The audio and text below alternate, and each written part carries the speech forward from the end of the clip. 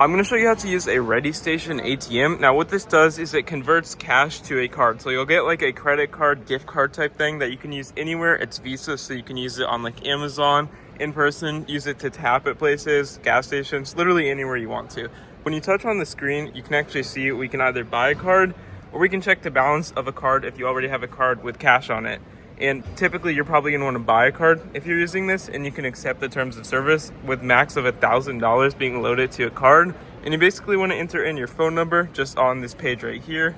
And you can see right here, it'll cost $6 to actually get this card that can be used literally anywhere. Again, it can tap and be used just as a normal card. And you can basically put in however much cash you want, 5, 10, 20, 50, 100. And when you actually insert that cash into this thing, this slot right here, you'll basically be able to see your balance in the amount on the card, which you can actually click on finish in the bottom left hand corner of the screen, and you can basically get your card out here, or you can reload it and check your balance using this thing right here. And that's all you need to do to use one of these Ready Station machines.